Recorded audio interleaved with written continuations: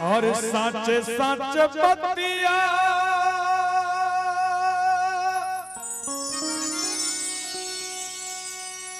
और सुनाइले संघातिया कि रतिया न सुन गुण सुनाइले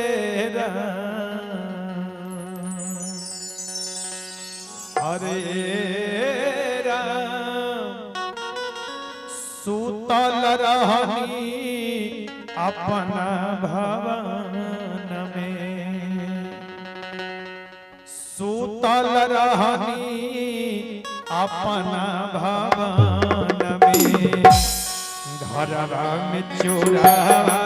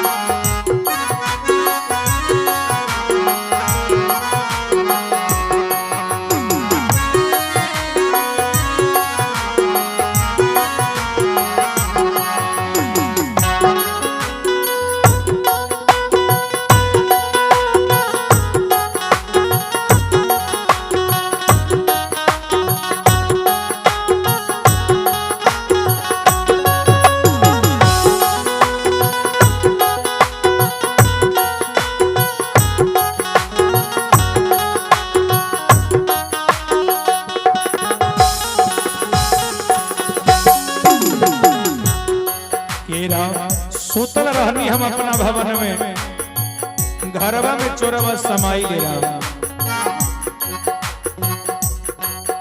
जी रूपी दुल्हन कहत रे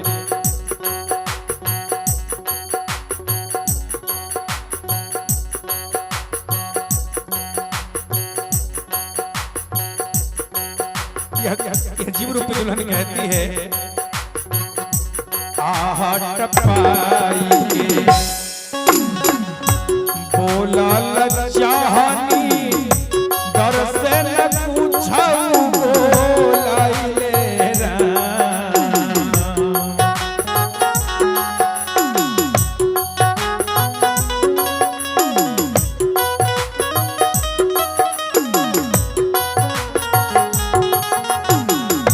आहट पाई के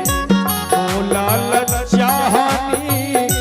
मुख से न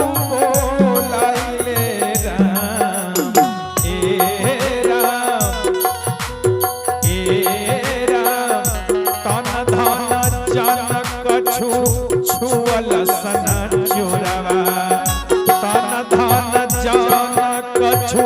छुअल सना चोरवा श्वास सुगन लाई के पाराइले तन धन जान कछु छुअल सना चोरवा श्वास सुगन लाई के पाराइले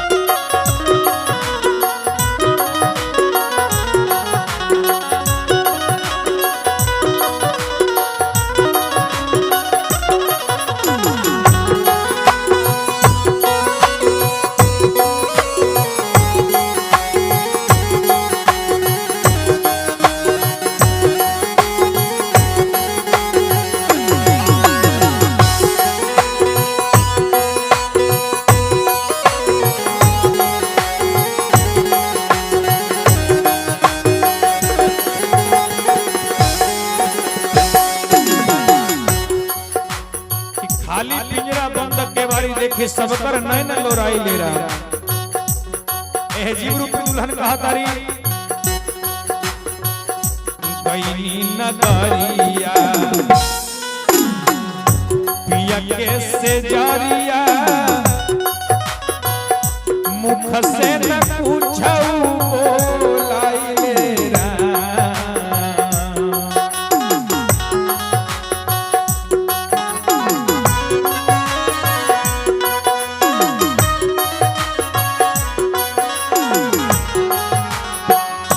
गईनी नगरिया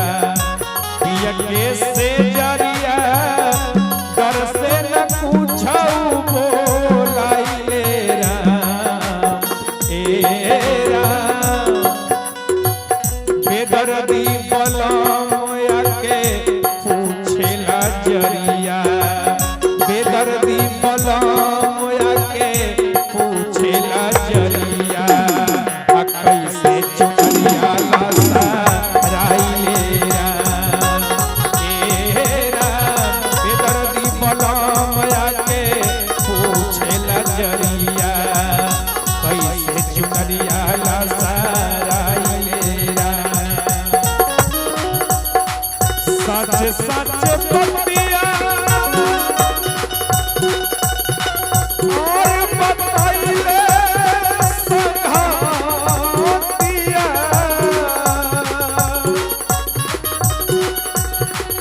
सच सच बतिया